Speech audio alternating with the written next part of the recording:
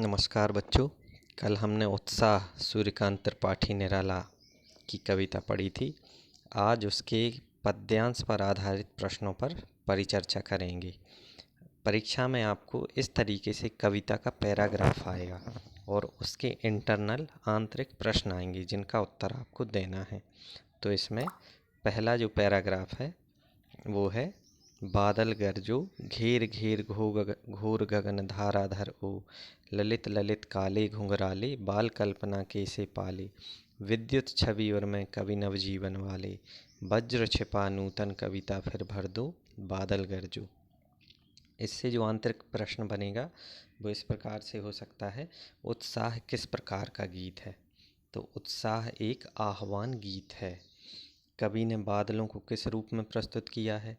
कवि का मानना है कि बादल बालकों की कल्पना से कोमल भी हैं और बादलों में वज्र के समान विनाश की ताकत भी है। कवि ने बादल को विध्वंस व निर्माण करने वाले के रूप में देखा है। पद्यांश में प्रयुक्त अलंकार बताइए। इसमें अनुप्रास व उपमा अलंकार हैं।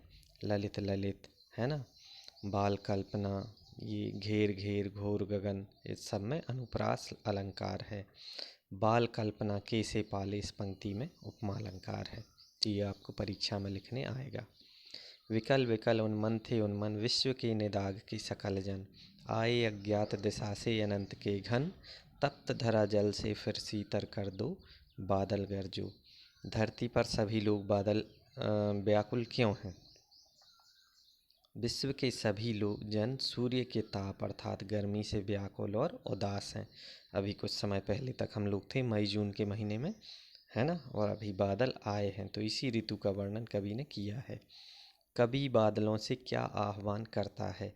कवि बादलों से कह रहा है कि जल बरसाकर गर्मी और ताप से पीड़ित पृथ्वी के लोगों को शीतलता प्रदान करो। बादल शब्द के कोई 3 पर्यायवाची बताइए। घन, धाराधर, अम्बुद, जलद, बारिद इत्यादि। प्रश्न जो परीक्षा में पूछे जा सकते हैं। कवि बादल से फुहार, रिमझिम या बरसने के स्थान पर गरजने के लिए क्यों कहता है। निराला क्रांतिकारी कवि थे। वे समाज में बदलाव लाना चाहते थे, इसलिए जनता में चेतना जागृत करने के लिए और जोश जगाने के लिए कवि बादल से फुहार, रिमझिम या बरसने के लिए ना कहकर गरजने के लिए कह रहा है। गरजना शब्द क्रांति, बदलाव और विरोध दर्शाता है। कविता का शीर्षक उत्साह क्यों रखा गया है। कवि ने गीत में बादलों के माध्यम से लोगों में उत्साह का सृजन करने को कहा है। वह लोगों को क्रांति लाने के लिए उत्साहित करना चाहते हैं, इसलिए कविता का शीर्षक रखा गया है उत्साह। कविता में बादल किन किन अर्थों की ओर संकेत करता है। तो कविता में बादल पानी बरसाकर सबकी प्यास बुझाता है और सुखी बनाता है। गर्जन करके वह क्रांतिकारी चेतना जागृत करता है, नव निर्माण कर नव जीवन प्रदान करता है। शब्दों का ऐसा प्रयोग जिससे कविता के किसी खास भाव या दृश्य में ध्वन्यात्मकता प्रभाव पैदा हो, नाद सौंदर्य कहलाता है। उत्साह कविता में ऐसे कौन कौन से शब्द हैं जिनमें नाद सौंदर्य मौजूद है। नाद मतलब तेज आवाज में बोलना। घेर घेर घोर गगन धाराधर ओ, ललित ललित काले घुंघराले बाल कल्पना कैसे पाले, विद्युत छवि और मैं विकल विकल उन्मन थे उन्मन। इन पंक्तियों में नाद सौंदर्य मौजूद है। अब हम एक नई कविता पर नज़र डाल देते हैं। अट नहीं रही है, ये भी उत्साह के साथ ही शामिल है। श्रृंगार रस से भरी हुई कविता है।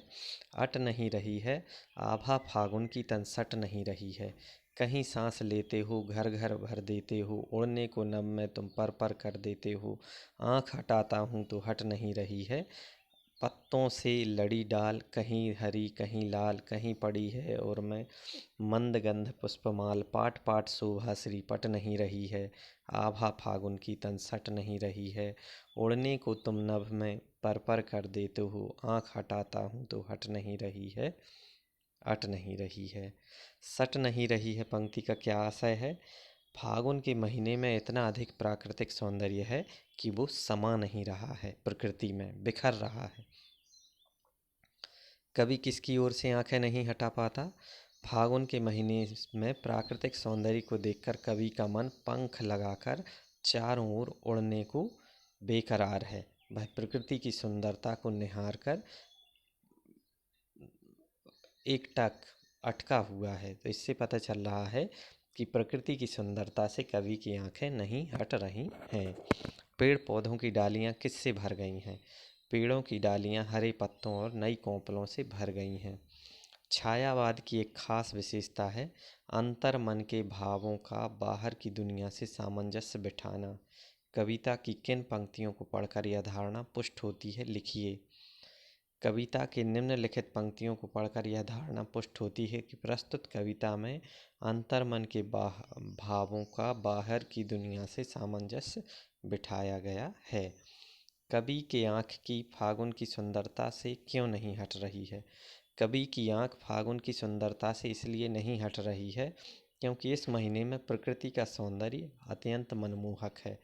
पेड़ों पर हरी और लाल पत्तियां लटक रही हैं। चारों ओर फैली हरियाली, खिले रंग बिरंगे फूल अपनी सुगंध से मुग्ध कर देते हैं। प्रकृति का नया रंग और सुगंध जीवन में नई ऊर्जा का संचार करती है। प्रस्तुत कविता में कवि ने प्रकृति की व्यापकता का वर्णन किन रूपों में किया है? पेड़ पौधे नए पत्ते पाकर खिलखिला रहे हैं। फूलों की खुशबू वातावरण को सुगंधित कर रही है। डालियाँ कहीं हरी तो कहीं लाल पत्तों से भरी हुई हैं। बाग बगीचों में चारों ओर हरियाली छा गई है। कवि को प्रकृति के सौंदर्य से आँख हटाना मुश्किल लग रहा है। तो कवि ने प्रकृति की व्यापकता का वर्णन इन रूपों में किया है। फागुन में ऐसा क्या होता है जो बाकी ऋतुओं से भिन्न होता है? फागुन में प्रकृति की शोभा अपने चरम पर होती है। पेड़ पौधे नए पत्तों, फल फूलों से लद जाते हैं। हवा सुगंधित हो जाती है। आकाश साफ स्वच्छ होता है। पक्षियों के समूह में आकाश में विहार करते दिखाई देते हैं। बाग बगीचों और पक्षियों में उल्लास भर जाता है। इस तरह फागुन का सौंदर्य बाकी ऋतुओं से भिन्न है। इन कविताओं के आधार पर निराला के शिल्प की विशेषताएं बतलाइए। तो महाकवि सूर्यकांत त्रिपाठी निराला जी ने छायावाद को प्रमुखता दी है। उनके काव्य शिल्प की विशेषताएं हैं प्रकृति चित्रण द्वारा मन के भावों को प्रकट करना, मानवीकरण अलंकार का प्रयोग करना, कविता में तत्सम शब्दों का प्रयोग उचित मात्रा में किया गया है, गीत शैली का प्रयोग हुआ है, लयबद्धता साफ दिखाई देती है, अनुप्रास, रूपक, यमक, उपमा आदि अलंकारों का प्रयोग बहुत बढ़िया तरीके से किया गया है। इसलिए इस कविता में श्रृंगार का सौंदर्य बिखरा पड़ा है। उम्मीद है आपको ये पाठ पसंद आया होगा।